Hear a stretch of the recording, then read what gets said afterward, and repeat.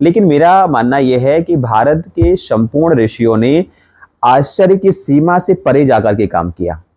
अगर महर्षि पतंजलि जी एक आसन में टिक गए होते तो आज संपूर्ण आसनों के बारे में जानकारी कहाँ होती। मेरी कपालभाति की साधना देखिए, अब मैं आज 167 दिन हो गया बिना भोजन के बैठा हूं आपके सामने।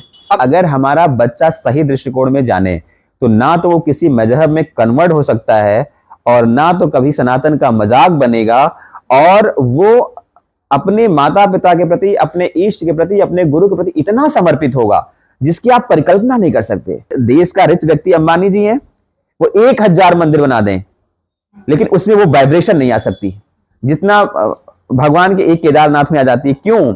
भारत का जो युवा पीढ़ी है वो केवल फॉलोवर बनना छोड़ दे राजनेताओं का, वो ऋषियों की प्रेरणा पद्धति पर आकर के उनकी तप अनुसंधान को, उनकी साधना पद्धति को जानना शुरू कर दे तो भारत के एक एक युवाओं में वो वाइब्रेशन जागृत हो जाएगा।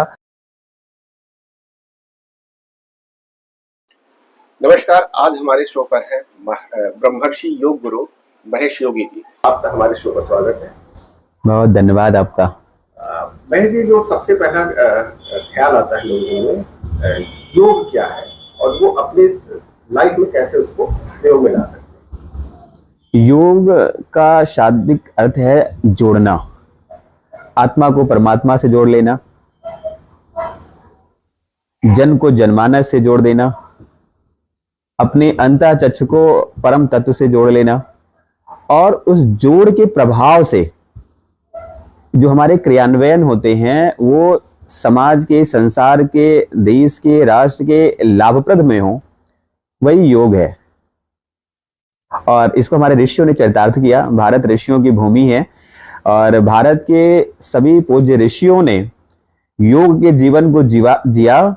और आज देखिए, जो भी दुनिया की पद्धति है, चाहे ज्ञान परंपरा में हो, चाहे आध्यात्म के क्षेत्र में हो, चाहे धर्म के क्षेत्र में हो, चाहे वैदिक परंपरा की बातें हो, या सामान्य जनमानस के जीवन को जीने की बात हो, हमारे ऋषियों ने सारी विधाओं को आरंभ किया और उन्होंने अपनी तप, शोध और साधना के बल पर एक ऐसा आयाम स्थापित किया कि इनके एक एक बिंदुओं का संपूर्ण वसुधा के लोगों ने अनुसरण करके पूरी पद्धति, कार्य पद्धति पे चलना आरंभ किया। और उनकी प्रेरणा को प्राप्त करने के बाद भारत के ऋषियों का ऐसा स्थान हुआ कि भारत विश्व गुरु के रूप में प्रतिष्ठित हुआ। अच्छा, ये प्रेजेंट समय में अगर आपसे कहा जाए तो योग को प्रतिस्थापित करने में सबसे बड़ा योगदान जो लोगों के बीच नाम आता, बाबा रामदेव। योग का नाम तो रामदेव बाबा का ही नाम है। देखिए, रीजन क्या है कि इस भूमि पे जितने भी हमारे महापुरुष जन्मे हैं उनके सबका कहीं ना कहीं बड़ा प्रभाव रहा है। और किसी भी ऋषि को, किसी भी महापुरुष को, किसी महात्मा को हम कम नहीं आंक सकते हैं, क्योंकि अगर जिस भूमि पे आप बैठे हैं, इस भूमि से महर्षि वशिष्ठ जी ने योग परंपरा को आरंभ किया। आप यहाँ से थोड़ी सी दूरी पे चले जाइए तो महर्षि पतंजलि जी की जन्मभूमि है कोडर में, जहां से पूरी वसुधा पे योग की क्रांति आई। 84 लाख योनियों पे अनुसंधान किया महर्षि पतंजलि जी ने, और वो भगवान शेष के अवतार माने जाते हैं। तो देखिए रीजन, हाँ, महर्षि पतंजलि जी भगवान शेष के अवतार, शेषावतार माने जाते हैं और इसी भूमि पे जन्मे। तो ये ऐसी पावन भूमि है। महर्षि वशिष्ठ जी का जो मैं पढ़ते आया हूँ, इक्ष्वाकु वंश से लेकर के, महाराजा इक्ष्वाकु से लेकर के भगवान राम तक प्रादुर्भाव, ये इतनी लंबी जीवन को जीने वाला एक योगी ही हो सकता है जिसकी श्वास चेतना सबसे अधिक प्रबल हो। उसके बाद महर्षि पतंजलि जी का प्रादुर्भाव हुआ। महर्षि पतंजलि जी शेषावतार थे और उनके बारे में तो हम लोग पढ़ते भी हैं कि वो किसी के सामने नहीं आते थे, पर्दे की आड़ से ही विद्यार्थियों को भी शिक्षा देते थे, क्योंकि उनके उस योग के तेज को झेलने की क्षमता नहीं थी किसी में, इतना तेज था। और उसके बाद आप स्वामी जी को ले लीजिए। स्वामी विवेकानंद जी ने अपनी योग, राजयोग को चरितार्थ किया और उनके एक एक सूक्त पे आज पूरा विश्व काम कर रहा है। और अगर हम वर्तमान सदी की बात करें तो महर्षि महेश योगी जी, जिन्होंने संपूर्ण वसुधा में योग को जागृत किया, स्वामी रामदेव जी महाराज जी, बहुत सारे ऐसे आयाम हैं और उन्हीं सब की धारणाओं से, सब पद्धतियों से चल रही है। तो उन्हीं सबकी श्रृंखला ऐसे चलती रही है और उसमें हम लोग भी धीरे धीरे उन्हीं के परिचिह्नों पर, महापुरुषों के परिचिह्नों पर, भारत के ऋषियों के परिचिह्नों पर कार्य करते आ रहे हैं। योग में ही एक महाराज जी आता है शवासन, जिसको योग निद्रा लोग कहते हैं। क्या उसके जरिए कुछ आराम करके ये लगता है कि हमने काफी देर की नींद पूरी कर ली अपनी। देखिए, योग हमारी एक ऐसी विधा है और एक ऐसी शक्ति है जिसके बल पर हम अपनी सारी इंद्रियों को वश में करके, अपनी मना शक्ति को बस में कर करके सारे कार्य कर सकते हैं। इसी भूमि पे हमारे गुरु गोरक्षनाथ जी थे, जिनकी हठ योग की साधना थी। और जब माता काली उनके नासिका से उनके उदर में प्रवेश कर जाती हैं, तो उन्होंने जठराग्नि को प्रदीप्त किया और योग की शक्ति दिखा दी। तो रीजन क्या है ना, हमारे योग में बहुत ताकत है। तो अच्छा, योगी क्या है? योगी परमार्थी होता है, पुरुषार्थी होता है। जन कल्याण के लिए सबसे अधिक भूमिका में कोई आता है तो योगी आता है। क्यों आता है? क्योंकि उसकी स्टेमिना, उसका लंग्स, उसकी कार्य क्षमता इतनी स्ट्रांग होती है ना, शारीरिक क्षमताएं, तो आगे आता है। तो जो कार्य क्षेत्र में आगे आता है उसको उसकी निद्रा का प्रभाव कम होना चाहिए। तो ऐसे प्रभावों में हमें नींद तो कम चाहिए। आज जो भी राष्ट्र के लिए ज्यादा काम करेगा उसके लिए ज्यादा लोग आते हैं, तो उसको अगर वो निद्रा में आ जाएगा तो कार्य क्षेत्र बाधित होंगे। अभी हम ही साधना करते हैं, अब आप 6 महीने से मेरी साधना चल रही है, रात में 2 बजे मैं बैठ जाता हूँ और 12 बजे तक लोग मेरे पास हुआ करते हैं। तो ऐसी सिचुएशन में नींद पे कंट्रोल होना बहुत आवश्यक होता है। लेकिन साधारण तौर पर किसी को नींद कंट्रोल नहीं करना चाहिए, इससे मानसिक बीमारियां उत्पन्न हो जाती हैं। लेकिन अगर वो योगी व्यक्ति है, अगर वो साधना में बैठते हैं, तो योग निद्रा हमारे लिए बहुत प्रभावी होती है और करीब 20 मिनट में हम 6 घंटे की नींद को कंट्रोल कर सकते हैं। लेकिन रीजन क्या है कि जब हम चेतना उस ध्यान चेतना अवस्था में होते हैं, योग निद्रा में होते हैं, तो हमारी जो मानसिक शक्ति है वो विचलित न हो और हम अपने केंद्र बिंदु पे, अपने प्लेटली ग्रैंड, अपने आज्ञा चक्र पर ध्यान को केंद्रित करें और ईश्वरीय सत्ता को ध्यान में करके अपने आराध्य जिस भी ध्यान में हो और चेतन अवस्था में हम बिल्कुल साइलेंस हो जाते हैं और हमारी पूरी शारीरिक गतिविधियां रुक जाती हैं, केवल चेतना एक जगह केंद्रित होती है। ऐसे सिचुएशन में, ऐसे सिचुएशन में जब हम ईश्वर के सानिध्य में होते हैं तो हम 6 घंटे की नींद को 20 मिनट में कंट्रोल कर सकते हैं। तो वो जो 20 मिनट का ड्यूरेशन होता है, क्या उसमें जो शरीर तो रहता ही है, तो जो चेतन या अचेतन अवस्था जो होती है, क्या ईश्वर के टच में होती है? ऐसे उस सिचुएशन में हमारी जो चेतना है वो ईश्वर के सानिध्य में होती है और जो हमारा शरीर है वो निश्चेतन हो जाता है।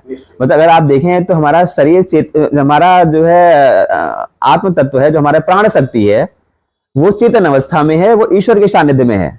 और जो शरीर है वो निश्चेतन अवस्था में है, वो वहां बिल्कुल शवासन भी, हम योग निद्रा को शवासन भी कहते हैं। वो शवासन मतलब मुर्दासन, उस आसन में पड़ी हुई है निश्चेतन अवस्था में। इसलिए योग निद्रा के समय ऐसी जगह पे हम लोग करते भी हैं कि जहां पे कोई डिस्टर्बेंस ना हो, जहां पे कोई क्राउड ना हो, तो उस सिचुएशन में जैसे हमारी ध्यान की प्रविधि जो है वो परमात्मा से जुड़ सके।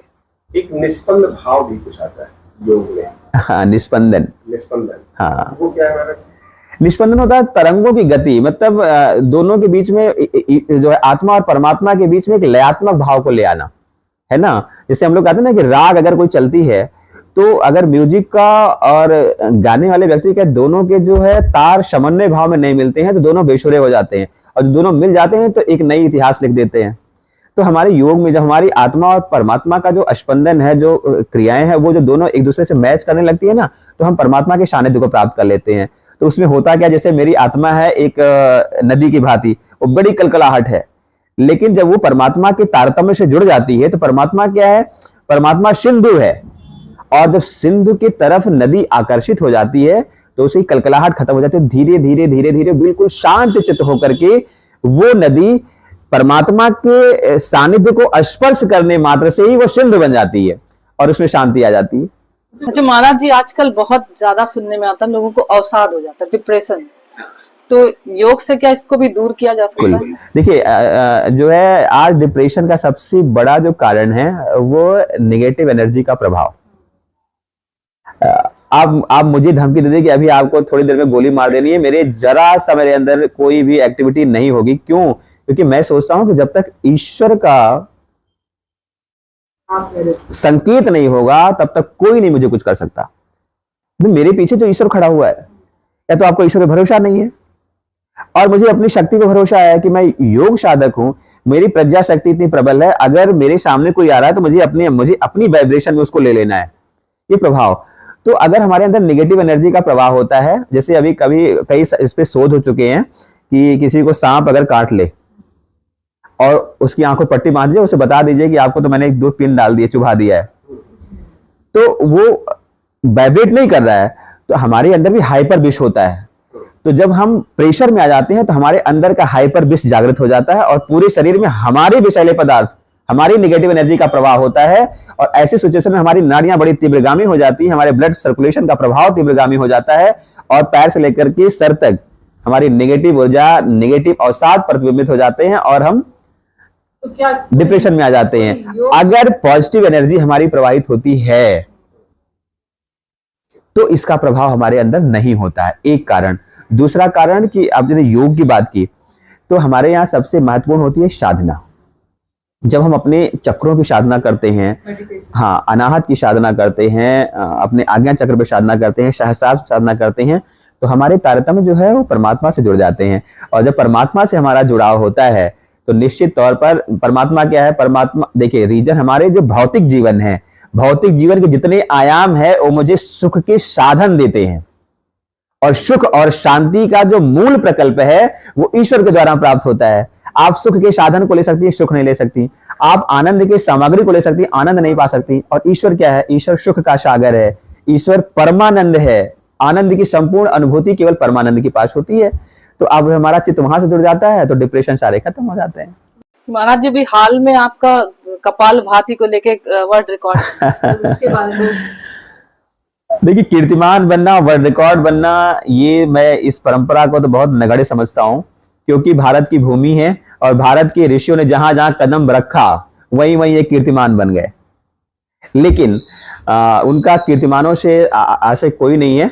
एक जो है बड़ी साधना और बड़े रेखा खींचने का एक ही आशय है, समाज को एक सद शिक्षा देना, समाज को सदमार्ग देना। कपाल भाती को लेकर के बहुत सारी भ्रांतियां थी कि इतने लंबे समय में से ये हो जाएगा, वो हो जाएगा, बहुत सारी विकृत ऐसी बातें आती हैं। कई बार तो मुझे भी रोक दिया गया करने के लिए। लेकिन मेरा मानना यह है कि भारत के संपूर्ण ऋषियों ने आश्चर्य की सीमा से परे जाकर के काम किया। अगर महर्षि पतंजलि जी एक आसन में टिक गए होते तो आज संपूर्ण आसनों के बारे में जानकारी कहां होती। अगर महर्षि धन्वंतरी जी 2 पौधों पर रिसर्च करके 2 चीजें बताया तो संपूर्ण आयुर्वेद की जानकारी लोगों को कैसे होती। तो ये ऋषियों ने हमारे, अच्छा रीजन उसके क्या, उसके लिए उन्होंने अपने शरीर का प्रयोग किया, अपने पे उन्होंने उसके पॉजिटिव प्रभाव को, नेगेटिव प्रभाव को झेला, और उसके बाद उन्होंने समाज को सदशिक्षा दी कि इससे ये प्रभाव हो सकते हैं।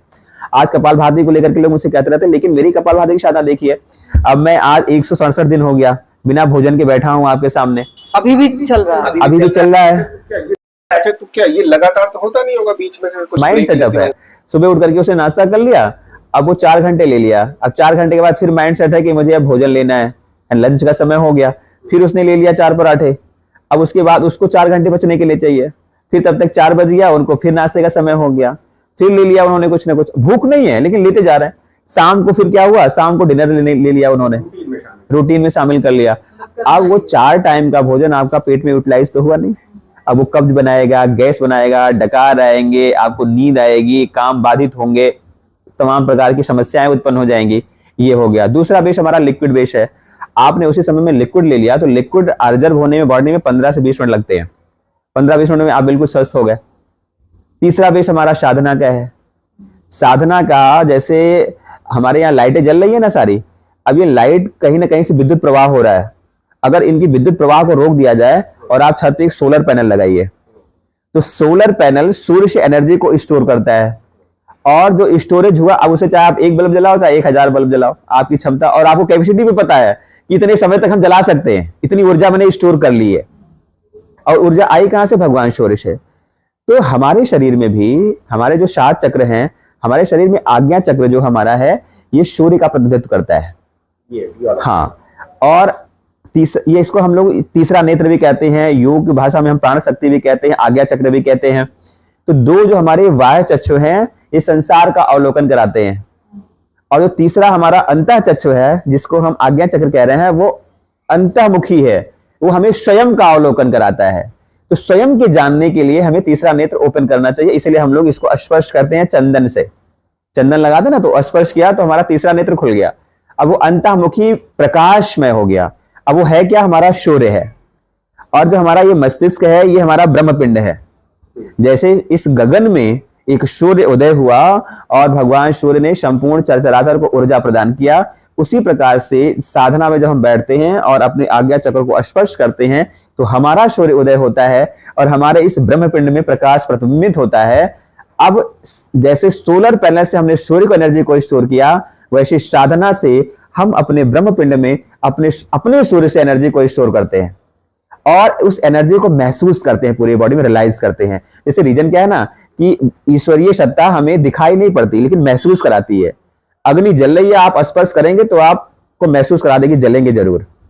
वायु चल रहा है, आपको पता नहीं चल रहा, लेकिन श्वास लेना तो आपको महसूस कर रहा है कि वायु है कहीं ना कहीं, है ना। अभी यहाँ करंट दौड़ रही है ना, आपको दिखाई नहीं पड़ रही, लेकिन आप एक तार को छुएंगे तो झटका देकर के आपको एहसास कराएगा कि मैं हूं। तो ये सब प्राकृतिक सत्ताएं हैं। 11 घंटे मेरी कपालभाति नॉन स्टॉप चलती है विदाउट ब्रेक पर डे। हाँ, पर डे की है और 1 लाख स्ट्रोक पूरा होता है। तो इस दौरान आप मतलब भोजन के रूप में क्या लेते हैं? अब भोजन के रूप में मैंने लिक्विड ले लिया या छाछ ले लिया, मट्ठे ले लिए शाम को एक समय। गरिष्ठ भोजन बिल्कुल नहीं, क्योंकि भोजन का बड़ा प्रभाव होता है। अगर सपोज करिए कि सबसे बड़ी समस्या हमारे यहाँ आज यही है भोजन की एनर्जी हमारे जीवन में सबसे नगण्य एनर्जी है। कुछ नहीं मिल रहा तो आप भोजन कर लो, एनर्जी आपको मिल जाएगी। शरीर को संचालित करने के लिए हमें क्या चाहिए? एनर्जी चाहिए। और एनर्जी केवल भोजन से नहीं मिलती है, साधना से मिलती है, लिक्विड से मिलती है।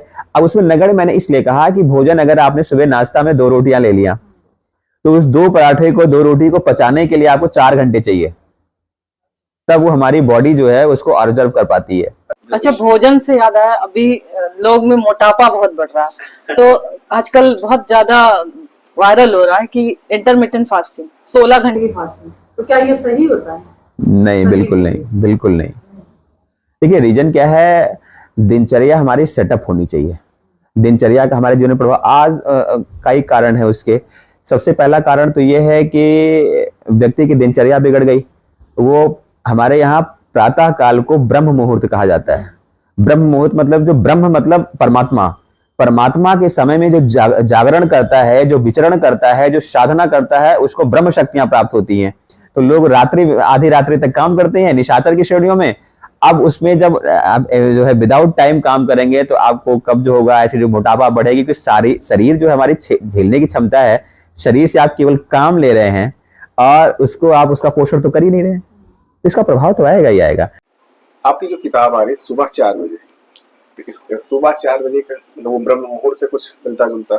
हाँ, मैंने अभी प्लानिंग बताई ना उसके लिए कि जो हमारी दिनचर्या है, प्रातः काल की जो दिनचर्या है वो ब्रह्म मुहूर्त की है और ब्रह्म मुहूर्त में ब्रह्म शक्तियों का संचालन होता है। अब सारे जितने हमारे मंदिर हैं, धार्मिक स्थल हैं, उसमें सब में शंख ध्वनि हो रही है, शंख ध्वनि का प्रभाव, सब में घंटे बज रहे हैं उसका प्रभाव। और प्रातः काल का जो इन्वायरमेंट है वो सबसे शुद्ध माना जाता है, क्योंकि रात्रि में जो पॉल्यूशन होते हैं वो डाउन हो जाते हैं और सुबह की जो इन्वायरमेंट होती है वो सबसे शुद्ध होती है। ऐसी सिचुएशन में पढ़ाई करना, ध्यान करना, साधना करना, योग करना, वॉकिंग करना, ये सब हमारे लाभप्रद होते हैं। लेकिन रात्रि में जो काम करते हैं, रात्रि का आशय है निशा, और निशा में जो चरण करने वाला, विचरण करने वाला, उसको कहा जाता है निशाचर। तो रात्रि में जब हम काम करते हैं तो हमारी दिनचर्या बिगड़ जाती है, शरीर थक जाते हैं। तो ऐसे सिचुएशन में मानसिक तनाव आ जाता है, डिप्रेशन आ जाता है, शरीर की हमारा जो गठन है वो विपरीत अवस्था में होती है, तमाम बीमारियां होती हैं और व्यक्ति का स्वरूप भी विभस्त हो जाता है। तो मैं तो आग्रह करता हूं लोगों से भी कि आप समय से जो है सोना शुरू करिए और प्रातः काल में जल्दी जगना शुरू करिए। आप परिकल्पना करिए कि हम लोग संत परंपरा में हैं, हमारे यहाँ की नियमावली है प्रातः काल में जगना, चाहे विद्यार्थी हो चाहे संत हो, और हमारी दिनचर्या कौन सी बिगड़ जाती है? सारे आयाम शुद्ध होते हैं, सही होते हैं और आरोग्य भी रहते हैं लोग। किसी व्यक्ति का जीवन अगर किसी की सेवा के लिए, राष्ट्र की सेवा के लिए, धर्म के उत्थान के लिए अगर वो जाता है तो ऐसे सिचुएशन में उसे विषमताओं को भी धारण कर लेना चाहिए। लेकिन अगर केवल वो किसी ऐसे मोमेंट के लिए जा रहा है जिसका कोई न समाज से लेना देना है, न राष्ट्र से लेना देना है, न किसी आश्रम का, न किसी व्यक्ति का विकास होना है, तो वो गलत है। अच्छा, योग और टेलीपैथी दोनों एक है कि अलग अलग है? योग अपने आप में संपूर्ण है और टेलीपैथी हुआ, आसन हुए, प्राणायाम है, सब उनकी पार्ट्स हैं। तो क्या टेलीपैथी के थ्रू हम उस दौर में जा सकते हैं जैसे टाइम ट्रैवल तो नहीं कह सकते, जैसे आप डेटा ट्रांसफर होता मोबाइल में? टेलीपैथी हमारे यहाँ की बड़ी महत्वपूर्ण क्रिया थी। अभी मेरी एक पुस्तक आ रही है प्रणाम, है चरण छूने को लेकर के मैंने पुस्तक की, और उसमें मेरा एक ही महत्वपूर्ण बिंदु है कि हम दूसरे की एनर्जी को कैसे प्राप्त कर लें। हमारे यहाँ योग की पद्धति साधारण नहीं थी। भारत के सारे गुरुकुलों में पहली शिक्षा जो आध्यात्मिक शिक्षा शुरू योग से ही शुरू हुई, क्योंकि योग साधारण नहीं था।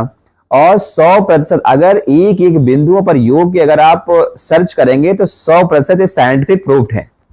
अच्छा, क्या जैसे हम लोग बचपन से सुनते आए हैं कि किसी का पैर जब टच करिए छुए तो उसका नाखून आपके नाखून से मिले, एनर्जी ट्रांसफर हो जाती है। अब मैंने वही बताया, अभी मैंने प्रणाम की पर बात कर रहा था आपसे। प्रणाम पे मेरी पुस्तक आ रही है और मैंने बहुत सारे यूनिवर्सिटीज में भी लेक्चर दिया इस चीज को लेकर के कि अगर भारत की वैदिक परंपरा को, भारत की सनातनी परंपरा को, भारतीय धर्म को अगर हमारा बच्चा सही दृष्टिकोण में जाने तो ना तो वो किसी मजहब में कन्वर्ट हो सकता है और ना तो कभी सनातन का मजाक बनेगा, और वो अपने माता पिता के प्रति, अपने इष्ट के प्रति, अपने गुरु के प्रति इतना समर्पित होगा जिसकी आप परिकल्पना नहीं कर सकते, क्योंकि उसे आज पता ही नहीं है।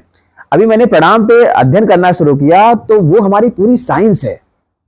मतलब कि अगर हम किसी की एनर्जी को चाहें तो उसको प्राप्त कर सकते हैं, किसी के यश को चाहें तो उसको प्राप्त कर सकते हैं, किसी शक्तियों को चाहें तो उसको प्राप्त कर सकते हैं। ये हमें प्रणाम करना सिखाता है केवल।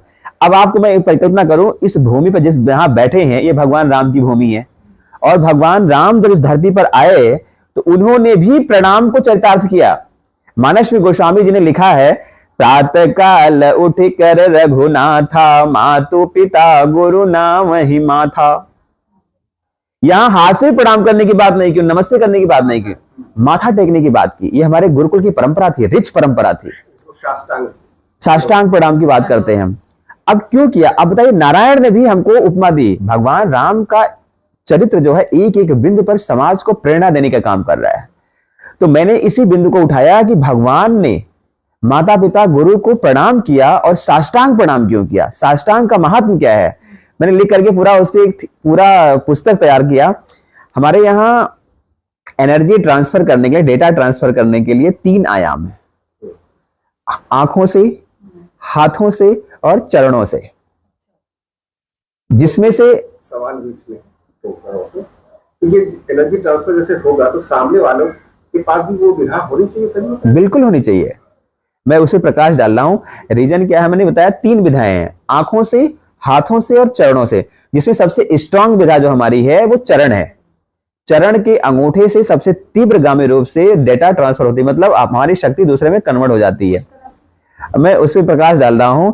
आपको मैं उदाहरण दूं एक बार कि भगवान विष्णु ने जब 52 का रूप धारण करके पृथ्वी को, पूरे त्रिलोक को मापने की कार्य किया, उस समय भगवान ब्रह्मा जी ने भगवान के अंगूठे धुले, चरण धुले, और उस एनर्जी के प्रभाव से माता गंगा प्रकट हो गई, जो आज संपूर्ण विश्व की तरण तारणी है।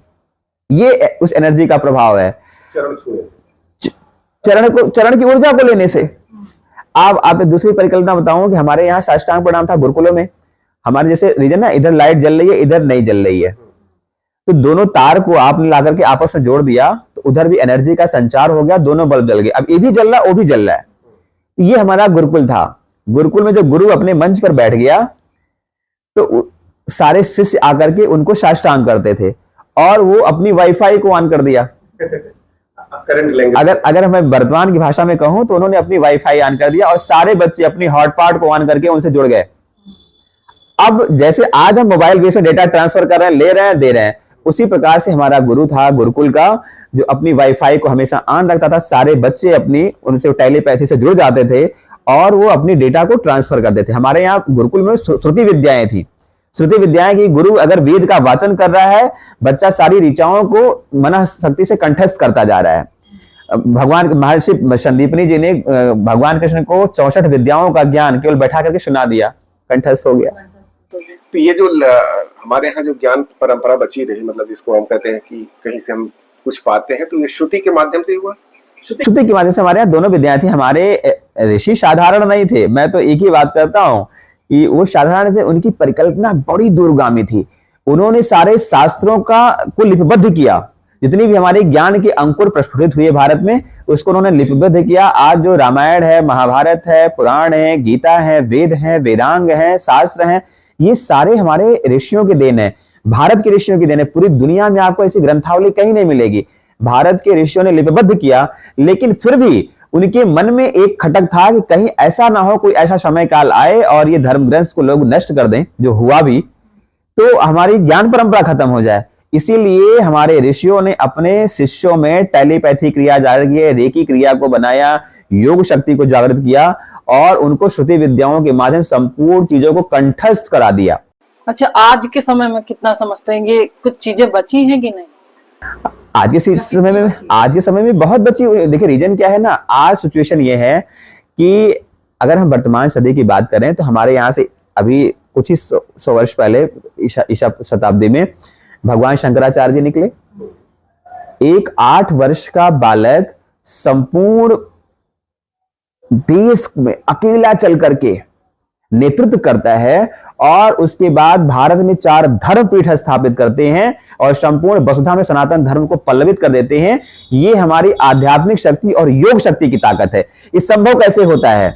आप परिकल्पना करिए कि आज देश का रिच व्यक्ति अंबानी जी हैं, वो 1000 मंदिर बना दें, लेकिन उसमें वो वाइब्रेशन नहीं आ सकती जितना भगवान के एक केदारनाथ में आ जाती है। क्यों? क्योंकि ये केवल मंदिर नहीं है, इस मंदिर में उन्होंने भारत के एक एक घरों के एक एक जनमानस के हृदय की ऊर्जा को पिरोया है, तो वो एनर्जी नहीं आ पाएगी। तो पूरे भारत के सारे धर्मस्थलों की ऊर्जा, पूरे भारत के जनमानस के सनातनियों की ऊर्जा, पूरे भारत के जनमानस के हृदय की ऊर्जा जब एक केंद्र बिंदु पर स्थापित हो जाता है तो वो भूमि ही अपने आप में तीर्थ हो जाती है। ये काम भगवान शंकराचार्य जी ने किया। ये तभी हो सकता है जब व्यक्ति योग सत्ता को धारण कर ले। आप परिकल्पना करिए, मैं आपके सामने 2 प्रमाण रख दूं। एक तरफ आप स्वामी विवेकानंद जी को रख लीजिए, जो योग सत्ता का राजयोगी है, और दूसरी तरफ आप मुकेश अंबानी को रख लीजिए, जो वैभव का राजयोगी है, सत्ता का योगी है। अब अगर राष्ट्र किसके चरणों में झुक जाएगा? विवेकानंद जी के, क्योंकि उस व्यक्तित्व के झोली में संपूर्ण वसुधा के नेतृत्व करने की शक्ति है। उस व्यक्ति की एक वाणी में धरा की समता और विषमता को पलट देने की ताकत है। क्यों? क्योंकि उनके साथ 700 करोड़ जनमानस की एनर्जी जुड़ी हुई है। तो राज सत्ता का आने का मतलब नहीं कि हम सिंहासन में बैठ जाएं। सिंहासन हमारे लिए राजयोग, और इसका प्रमाण देखिए, साधारण प्रमाण नहीं होता। अगर योग सत्ता के द्वारा आप संकल्प लेते हैं तो योगी व्यक्ति जो होता है वो ईश्वर के सानिध्य में होता है। उस संकल्प की पूर्ति का दायित्व ईश्वर का होता है। ईश्वर खुद चुन के भेजता है कि हाँ ये। अगर आप परिकल्पना करिए कि एक हमारा महापुरुष, एक हमारा पुरुषार्थी ऋषि जो है महामना मदन मोहन मालवीय जी ने एक संकल्प ले लिया कि मुझे भारत में सबसे बड़े एक दिव्य विश्वविद्यालय की स्थापना करना है। एक झोली उठा लिया, परमार्थी पथ पर निकल गए और देश का सबसे बड़ा रिच विश्वविद्यालय स्थापना कर दिया। ये अच्छे धनाढ़ लोगों के मस्तिष्क में नहीं आ सकती। भगवान शंकराचार्य जी ने जिस समय केदारनाथ की स्थापना की होगी, आप परिकल्पना करिए कि आज जिस सिचुएशन में आप हैं, 12 महीने उस भूमि की यात्रा नहीं कर सकते। और आज के कई सौ हजारों वर्ष पहले भगवान शंकराचार्य जी उस भूमि पे कैसे गए होंगे, कितना पुरुषार्थ किया होगा, कैसे स्थापना की होगी, जो आज जनमानस के लिए केंद्र बन चुका है। तो ये हमारी योग सत्ताएं हैं। तो मैं तो यही सोचता हूं कि अभी कि भारत का जो युवा पीढ़ी है वो केवल फॉलोवर बनना छोड़ दे राजनेताओं का, वो ऋषियों की प्रेरणा पद्धति पर आकर के उनके तप अनुसंधान को, उनकी साधना पद्धति को जानना शुरू कर दे, तो भारत के एक एक युवाओं में वो वाइब्रेशन जागृत हो जाएगा। वो भगवान शंकराचार्य जी के प्रेरणा पथ का अनुगामी हो जाएगा। वो स्वामी विवेकानंद जी, महर्षि दयानंद जी के प्रेरणा पथ का अनुगामी हो जाएगा। और जैसे इन महापुरुषों ने निकल करके एक एक विधाओं में नेतृत्व करते हुए दुनिया का नेतृत्व किया है, वैसे भारत का अगर युवा इसी तरह से निकल करके दुनिया का नेतृत्व करना शुरू कर देगा, तो भारत में सबसे अधिक युवा आबादी है, 70% से अधिक युवा हैं। तो भारत की दिव्यता कैसी होगी, विश्व की दिव्यता कैसी होगी, और जो हम परिकल्पना करते हैं कि भारत विश्व गुरु होगा, वो अपने आप से निर्धारित हो जाएगा। क्योंकि भारत के ऋषियों की शक्ति साधारण नहीं है। अभी तो मैं भारत ऋषि ज्ञान एनसाइक्लोपीडिया लिख रहा था, कुछ दिन में आप सर्च भी करेंगे, जैसे आप जो है विकिपीडिया सर्च करते हैं, भारत को सर्च करते हैं, वैसे मैंने ऋषियों पे ऋषि इंसाइक्लोपीडिया बनाई है और भारत के 350 ऋषियों में मेरा शोध हुआ है। और उस शोध में जो मैंने पाया कि भारत विश्वगुरु कैसे था, भारत सोने की चिड़िया कैसे थी, ये साधारण परिकल्पना नहीं थी। अगर हम बात करें हमारे इसी भूमि, भारत का मतलब तो ईरान इराक सब कुछ थे। हाँ, कारण क्या था? कारण जैसे रीजन क्या होता है ना कि एक महापुरुष आए तो 1000 लोगों को अपनी वाइब्रेशन में आत्मसात कर लेता है। हमारे इस धरा से भगवान राम निकल करके वसुंधरा पर गए, इस जो विचरण किया। आज आप भारत को छोड़ दीजिए, आप मॉरिशस चले जाइए, थाईलैंड चले जाइए, इंडोनेशिया चले जाइए, जगह जगह पे भगवान राम के प्रमाण मिलते हैं और हर व्यक्ति कहता है भगवान राम मेरे हैं। इसी भूमि से भगवान बुद्ध निकल करके गए, पूरी दुनिया में विश्व शांति का उपदेश दे दिया। आज भारत तो छोड़िए, आज उनको चाइना कहता है, जापान कहता है, जर्मनी कहता है कि बुद्ध मेरे हैं। इसी भूमि से बोधि धर्मन निकल करके गए, आज उनको भी चाइना जापान से भगवान मानते हैं। वो बात अलग है कि हमारे देश में कुछ लोग कहते हैं राम थे ही नहीं। ये तो मूर्ख अपभ्रंशी लोग कह सकते हैं, बाकी तो ऐसी कोई बात नहीं है। मैं जिस बात को कह रहा था कि भारत के ऋषियों की ताकत थी, तो वाइब्रेशन का प्रभाव होता है। तो जो अभी आप किस बिंदु की बात कर रहे थे कि वाइब्रेशन के प्रभाव को लेकर, वो एक व्यक्ति पूरे आगोश में ले सकता है। एक व्यक्ति अगर सही नेतृत्व करता हो तो पूरे राष्ट्र के बराबर काम कर सकता है, और यही काम हमारे भारत के ऋषियों ने किया। इसलिए संपूर्ण प्रभुत्व उन्होंने स्थापित की, पूरे धरा पे विश्वगुरु बनकर के उभरे। क्योंकि जिस भूमि पे आप बैठे हैं, ये महर्षि योग में महर्षि पतंजलि की भूमि है, बगल में उनकी जन्मभूमि है। और महर्षि पतंजलि ने 84 लाख योनियों पे अनुसंधान किया। अकेला व्यक्ति तो संपूर्ण वसुधा को आरोग्य कर दिया। इसी भूमि से महर्षि धन्वंतरि निकले, करोड़ों पौधों पर अध्ययन किया। पूरी धरा को अकेला व्यक्ति आयुर्वेद दे करके आरोग्य कर दिया। इवन जो मुझे पता है कि साइंस उतने पौधों को अभी तक ढूंढ भी नहीं पाया है। अब मैंने बताया ना, आप परिकल्पना करिए, अगर हम साइंस की बात करें तो हमारे ऋषि से महर्षि भास्कराचार्य जी ने संपूर्ण खगोल शास्त्र को लाके 10 रुपए के पंचांग में डाल दिया। आज परिकल्पना करिए कि आज हमारी जो एडवांस टेक्नोलॉजी है साइंस की, चाहे नासा हो चाहे इसरो हो, 21वीं सदी की बात कर रहा हूं मैं, एक चंद्रमा की पूरी परिधि की परिक्रमा करने के लिए पूरा विश्व लगा हुआ है और उसके बाद भी नहीं कर सकते। वो हजारों करोड़ों रुपए खर्च कर रहे हैं उसके लिए। और हमारे पूर्वजों ने आज कई हजार वर्ष पहले यम, नियम, एटो, प्लेटो, बुध, शुक्र, चंद्रमा, बृहस्पति सबकी संपूर्ण गणनाएं लाके 10 रुपए के पंचांग में डाल दिया। आप निःशुल्क देख सकती हैं। और साधारण गणना नहीं है, हजारों साल पहले की गणना है, हजारों साल बाद की गणनाएं हैं। ये हमारी एडवांस टेक्नोलॉजी थी, ये हमारे ऋषियों की शोध पद्धति थी। किसी भी आयाम पे आप जाकर देखिए, आप विज्ञान की क्या बात कर रहे हैं। परिकल्पना करिए, आज के 3-4 हजार वर्ष पहले भारत के ऋषि महर्षि कणाद जी ने अणु, परमाणु, इलेक्ट्रॉन, प्रोटॉन, न्यूट्रॉन सबकी खोज कर दी थी, ठीक है, और विज्ञान को जन्म दे दिया था। और महर्षि भारद्वाज जी की बात करें, आज के 7000 वर्ष पहले विमान शास्त्र लिखा महर्षि भारद्वाज जी ने, उसमें अनेकों प्रकार के विमानों का वर्णन है और संपूर्ण थ्योरी के साथ विमानों का वर्णन किया उन्होंने कि आप पढ़ करके पूरा विमान बना सकते हैं। और वो ऐसे विमान थे जो मनुष्यगामी थे। इतनी एडवांस टेक्नोलॉजी हमारे भारत की थी आज के 7000 वर्ष पहले, जो मन से चल। हाँ, और आप वर्तमान में गणना कर दें कि हमारी साइंस इतनी एडवांस कैसे हो सकती है। रीजन क्या है, जहां पे जो है हमारी साइंस विराम लेती है, थक के खत्म हो जाती है, वहीं से अध्यात्म का उदय होता है। नहीं, वैसे भी हमें तो मानसिक रूप से इतना कमजोर कर दिया गया कि जब तक पश्चिम नहीं कहेगा कि ये धरती पे है, तब तक हम मानते कहाँ हैं। अब मुझे तो इस बातों को लेकर के बड़ा अफसोस भी होता है और हंसी भी आती है कि इस धरती का जो शुभारंभ हुआ महाराजा मनु से हुआ, पहले राजा हुए। इक्ष्वाकु वंश की शुभारंभ इस धरती से हुई, जहां बैठी है अयोध्या की भूमि पे। दुनिया की पहली नगरी बसाई गई अयोध्या, जो भारत की भूमि थी। और हम लोग पुराण गाते हैं, मतलब वेद गाता है ना, कि आर्यावर्ती भारत खंडे जम्बूद्वीपे, ठीक है ना, वेद गाता है। और वेद कब का है, करोड़ों वर्ष पुराना।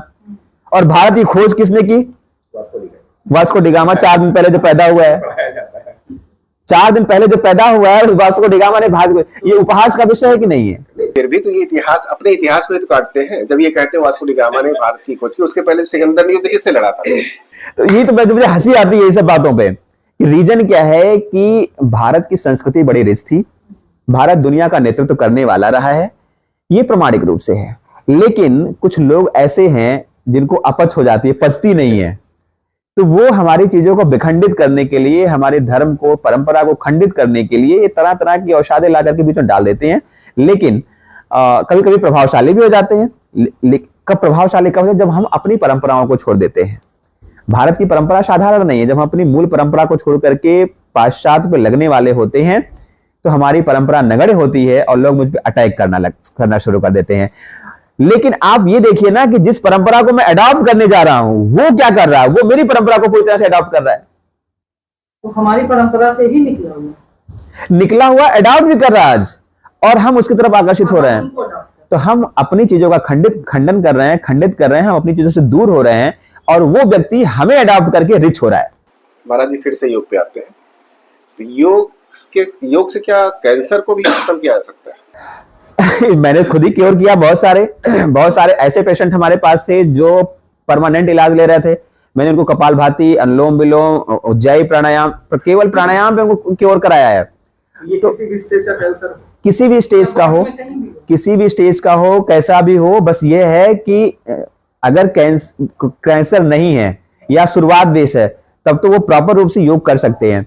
लेकिन अगर वो उसका स्टेज अगर चरम पर है, हाँ इफेक्टेड है, तो उनको बिना सलाह करके योगासन नहीं करना चाहिए। लेकिन अगर वो नियमित तौर पर योगासन करते हैं तो वो बिना मेडिसिन के भी क्योर कर सकते हैं। तो मैं तो ये सलाह नहीं देता बिना मेडिसिन के करें, उनको ट्रीटमेंट लेना चाहिए। अगर प्राइमरी स्टेज है तो बिना मेडिसिन के भी कर सकते हैं। लेकिन अगर उनका जो है स्टेज बहुत हाई हो चुका है तो उनको डॉक्टरों की सलाह से, आयुर्वेदाचार्यों की सलाह से करके योग करना चाहिए, तो निश्चित तौर पर क्योर कर सकते हैं। और मैंने तो बहुत सारे लोगों को अपने आश्रम में किया है। महाराज जी जैसे जो मुझे पता है आपके पैतृक गांव का नाम अल्लाहपुर था, उसको बदल के आपके नाम से कर दिया गया महर्षि महेश योगी। तो जैसे लगता कैसा है अपने नाम से अपने गांव का नाम हो जाना? अरे हुआ कैसे? एक्चुअली योग में मेरे बहुत सारे अचीवमेंट थे। अभी मैं गुजरात सरकार ने मेरा कार्यक्रम रखा था, माननीय विजय रूपाणी जी चीफ मिनिस्टर थे उस समय, और मेरे मंच पे पूज्य स्वामी रामदेव जी महाराज, माननीय अमित शाह जी थे, अपनी राज्यपाल माननीय आनंदीबेन पटेल जी थी, और मैंने लगातार वहां पर 51 घंटे योग किया। योग मैराथन का मेरा शिविर था और विश्व का कंपटीशन था। सेकंड पोजीशन पे कनाडा थी, वहां 32 घंटे करके। तो यहाँ लखनऊ राजधानी में माननीय मुख्यमंत्री जी ने सम्मान समारोह रखा था। ऐसी बहुत सारी चीजें हैं। तो ये लोगों का, वहां के जनमानस का, सरकार का, कहीं ना कहीं शासन प्रशासन का एक प्रेमत्व है, भाव है कि अगर कोई कार्य अच्छा देश के लिए करा तो उसको करना चाहिए, ये उनका भाव है। बाकी मेरा मानना उसे कुछ नहीं है। मेरा मानना यह है कि ईश्वर के कार्यों के लिए, राष्ट्र के कार्यों के लिए व्यक्ति को तत्पर रहना चाहिए। और जब आप राष्ट्र के कार्यों के लिए हैं, ईश्वर के कार्यों के लिए हैं, समाज की सेवा के लिए होते हैं, तो आपका ध्यान ईश्वर रखता है, समाज रखता है, सरकार रखती है। क्यों? क्योंकि समाज के सेवा का दायित्व किसका है? ईश्वर का। और जब आप ईश्वर का कार्य उठा लेते हैं तो ईश्वर को लगता है कि ये व्यक्ति पूजा कर रहा है तो अपने लिए कर रहा है, और ये व्यक्ति सेवा कर रहा है तो 10 लोगों की भरण पोषण के लिए कर रहा है। तो ईश्वर दौड़ता पहले आपके लिए कि अगर इनको तकलीफ होगा तो व्यक्तिगत होगा, और अगर आपको तकलीफ होगा तो 10 लोगों की सेवा रुक जाएगी। इसलिए आप जब बीमार होते हैं तो ईश्वर पहले दौड़ पड़ता है आपके लिए। तो अगर आप पुरुषार्थ करते हैं, अगर आप अच्छे कार्य को करते हैं, अगर आप सेवा की भावना से राष्ट्र में, समाज में जुड़े हुए हैं, तो आपके लिए ईश्वर काम करता है, समाज काम करता है। तो उसमें वो आपका कुछ नहीं है। अगर मेरे ही नाम से कुछ होता तो मेरा तो कुछ है ही नहीं, मैं तो अपना कुछ मानता ही नहीं हूँ। आपको नहीं पता था कि आपके नाम से रखा जा रहा है? नहीं पता होने के बाद लोगों ने मुझसे चर्चाएं की, मेरे संज्ञान में भी आया, लेकिन मेरा कभी उस पर ध्यान केंद्रित नहीं हुआ। जन्म परिवार था, माता पिता, खुशी तो होती होगी उनको, बेटे ने नाम रोशन कर दिया।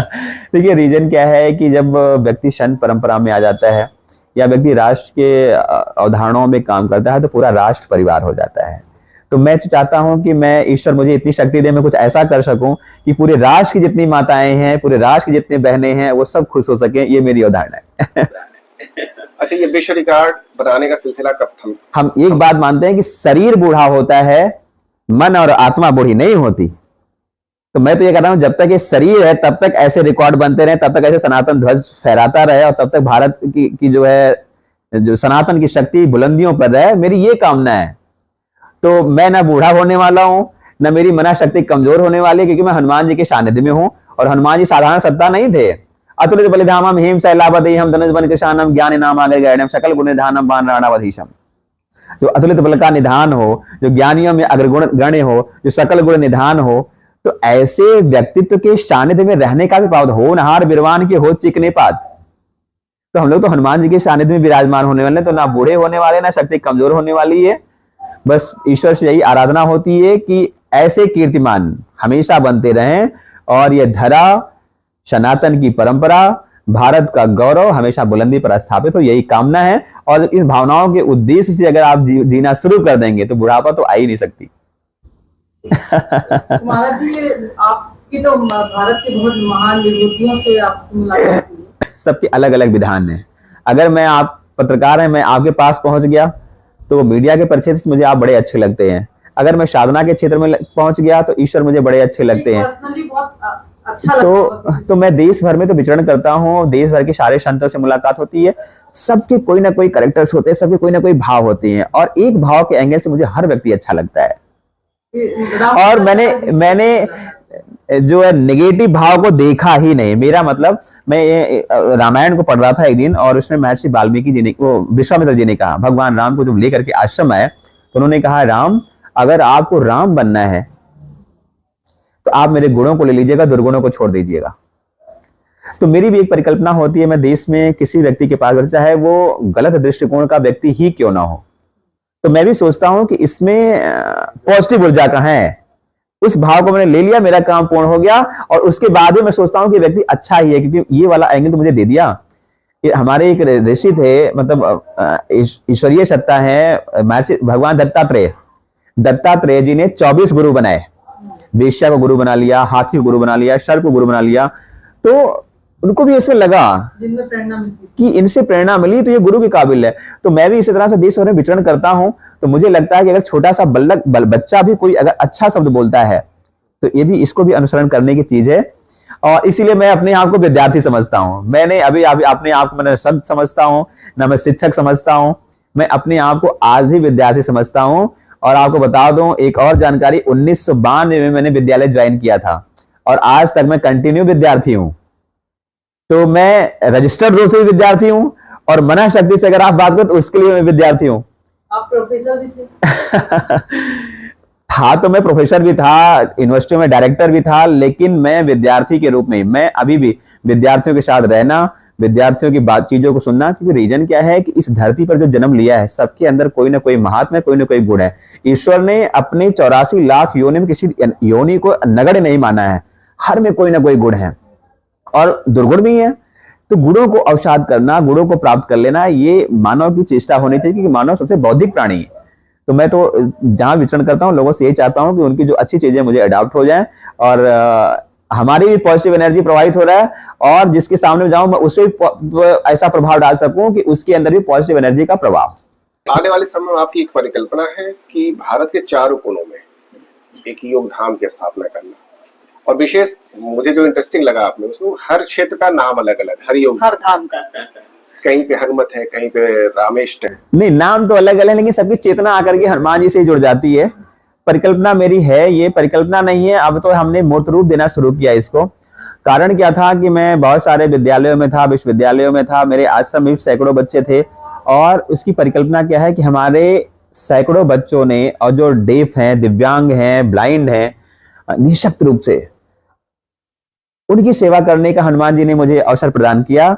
और जो 7-7 साल, 8-8 साल का ऑनबेड बच्चा हमारा था निःशक्त रूप से, वो सशक्त होकर के आज विश्व कीर्तिमान बना रहा है, भारत की बुलंदी पे, दुनिया की बुलंदी पे जा रहा है, भारत का गौरव बढ़ा रहा है। तो मेरी परिकल्पना एक जागृत हुई हनुमान जी के सानिध्य से ही, कि अगर एक आश्रम में रह करके 100 के 100 बच्चे विश्व कीर्तिमान बना करके भारत का गौरव बढ़ा सकती हैं, तो भारत की संपूर्ण युवा पीढ़ी, संपूर्ण बच्चे क्यों नहीं।